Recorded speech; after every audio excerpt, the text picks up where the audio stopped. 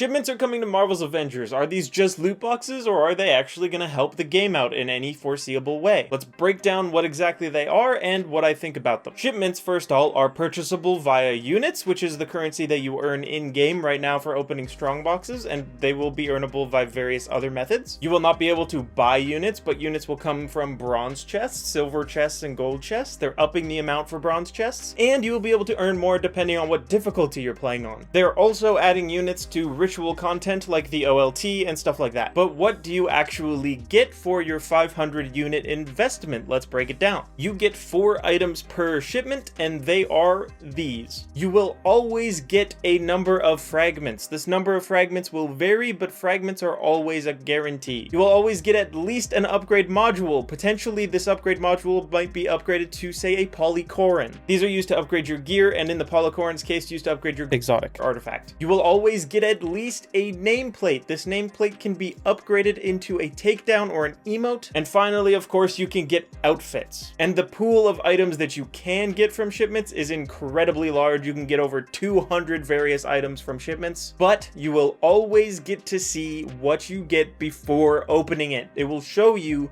the 4 items that are in the shipment before you purchase it, so it is random in the sense that you don't get to choose what you get, but it's not random where you don't get to see what you get. So really, it's slightly less random than loot boxes, and they aren't charging you real money for these. Let's bear that in mind. Now, I can hear you asking, what happens if I pull something that I've already gotten? What happens if I get the same outfit that I just pulled? Well, you will get to see with the little bit of UI how much that will give you in fragments for that duplicate before you purchase the shipment. And every month or so, when they refresh what's in the shipment pool, there will be a new specialty item, which is the best thing in the shipment and the thing people are probably going to grind for when they're opening shipments. For this first shipment, that item is this Iron Man outfit Wakanda themed stealth suit. Every 100 shipments that you open, you'll be guaranteed the specialty item from that shipment. But of course, you can also get lucky and get it earlier than that. Kind of think the pity timer from Hearthstone packs if you ever played Hearthstone. But again, not real money, so better than that. And there is another way to earn shipments that's not units, and it's they just give you one every day for free if you play with another player. I find that incredibly hype. That's going to be so cool. It's an incentive to get you playing every day, which is something this game is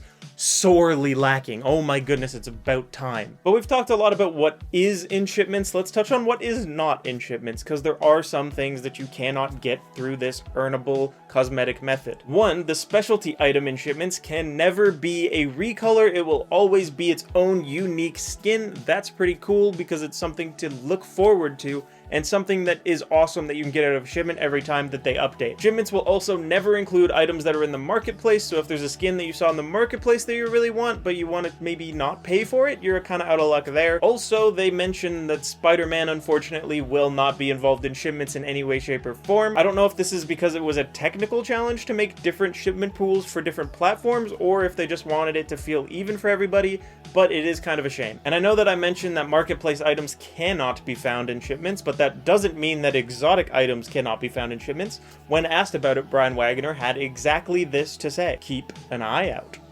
Frankly, I don't understand why it would say that. It would hurt quite a lot to take my eye out of my head. Now, some other generic information about shipments. When you buy a shipment for 500 units, you will immediately see your next shipment and what's in it for another 500 units, and you can just continue to purchase them as many times as you want. If there's something in the shipment that you do not want and you're actively just not going to buy that shipment, it will refresh the next day on the reset time. The voucher that you get for the free shipment for playing with another player will expire the next day, so make sure you're remembering to use those, otherwise you'll just lose out on free shit. We don't like that. And all around, just fucking go in the game on November 30th and have fun with these, because these look awesome. I'm very excited. I'm going to talk about my thoughts about them now, and generally they're positive. Now hold on just one moment before we continue. There's something I'd like to talk to you about, and it is not subscribe to this channel, even though you should do that. It's actually charity. Slight Stardust is running a charity event called Assemble for Charity. It's the 3rd time that he's done something like this. Shout out to that man. What an absolute gem. Myself, him, and a bunch of other awesome content creators in the Marvel's Avengers community will be playing some community-themed games, probably some Marvel's Avengers 2 at some point, I don't really know,